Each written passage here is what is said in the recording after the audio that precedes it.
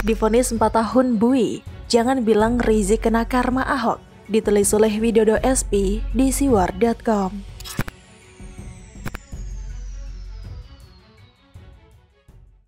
Di tengah demo yang dilakukan oleh para fans Rizik Syihab, vonis hakim selama 4 tahun diketok oleh pengadilan di PN Jakarta Timur, tepatnya pada Kamis 24 Juni 2021.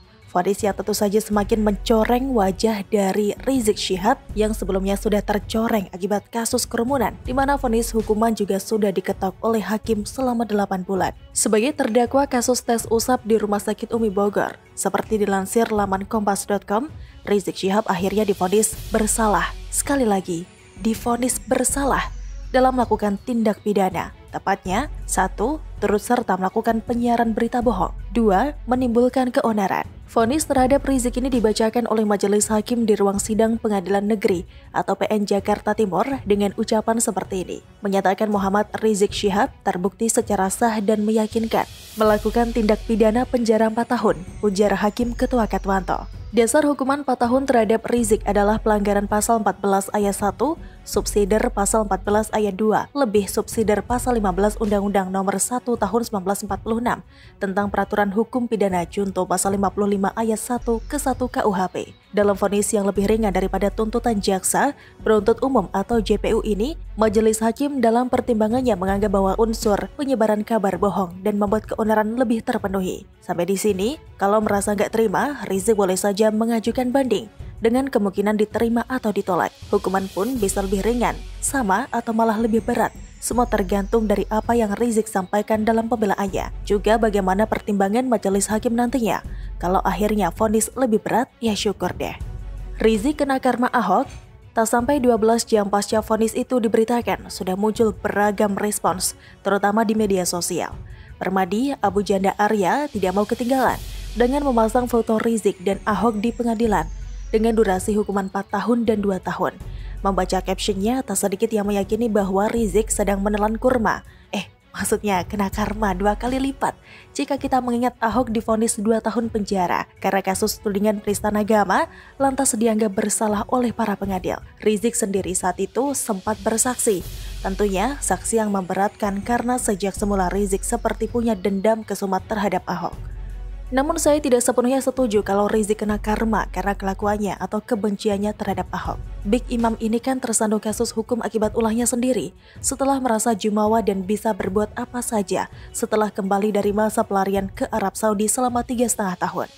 Kalau disebut karma, kurang tragis menurut saya jika mengingat semua aksi, provokasi, juga kesaksian yang memberatkan Ahok beberapa tahun silam. Sekali lagi kurang tragis dan belum memenuhi unsur-unsur seperti yang kerap muncul di sinetron bertema azab di TV lokal kita. Bicara soal vonis hakim, saya justru setuju kalau ada yang menyebut hukuman ini masih cukup ringan jika kita mengingat rekam jejak orang ini dalam kasus terkait Rumah Sakit Umi. Terlebih jika melihat dampak dari kebohongan dan keonaran yang sempat terjadi kala itu. Namun, keputusan pengadilan harus kita terima, apapun itu dan berapapun vonis yang sudah diketokkan palu untuk kasus Rumah Sakit Umi. Sembari menunggu terdakwa kembali menikmati masa-masa pengasingan di tempat sepi seperti yang dulu pernah Ahok rasakan di Makobrimob. Mari tunggu kelanjutan kasus-kasus lain yang kabarnya sudah menanti Rizik, seperti lambaian tangan seorang wanita yang harusnya dihadapi Rizik dengan gentle, jangan dengan sikap atau reaksi cemen. Terus, bagi para pendukung Rizik yang sempat dibilang lugu dalam pleidoinya, lugu yang bagi saya singkatan dari lucu dan gu ... silahkan isi sendiri titik-titiknya ya. Hentikan aksi jalanan kalian. Kalau nanti sampai kena entuk copit, awas saja kalau lantas termehek-mehek dan minta bantuan medis dari pemerintah. Uang penyakit seperti itu kalian undang sendiri dengan aksi massa di tengah melonjaknya kasus harian COVID di Jakarta dan sekitarnya. Dengerin tuh, ujangan Gus Nuril di YouTube ada terkait aksi Rizik yang mendapat pembelaan dari oknum DPRD di salah satu daerah. Mungkin kalian bisa sadar diri, bertobat dan kalau perlu mencari sosok lain untuk diteladani. Selain Rizik Syihab tentunya, Drone. Begitulah kura-kura. Bagaimana menurut Anda?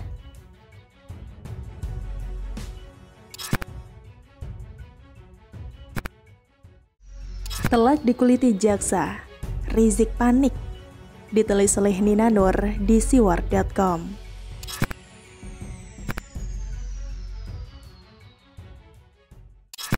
Halo, berjumpa dengan Suara Grace di channel Metropolitik. Sebelumnya, untuk kasus kerumunan Petamburan dan Megamendung, Majelis Hakim sudah memberikan vonis yang cukup ringan buat Rizik, yakni kurungan penjara 8 bulan dan denda 20 juta rupiah. Sementara tuntutan jaksa adalah 2 tahun penjara untuk Petamburan dan 10 bulan penjara untuk Megamendung, serta pencabutan hak berorganisasi. Namun dalam kasus swab Rumah Sakit Umi Bogor, tuntutan jaksa tidak tanggung-tanggung, 6 tahun penjara. Saya kira dari segi tuntutan ini pun sebenarnya sudah bikin Rizik panik luar biasa. Saya duga di kubu Rizik dan siapapun yang ada di belakangnya sudah ada berbagai prediksi bahwa tuntutan dan vonis buat Rizik nanti akan ringan-ringan saja.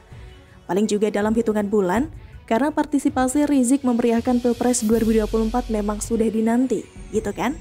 Kalau sekarang kan mau teriak gimana juga, Rizik masih di balik jeruji. Publik pun adem-adem saja, tidak bereaksi, bahkan menikmati kedamaian ini. Yang rame paling juga para pendukung Rizik yang jumlahnya tidak seberapa.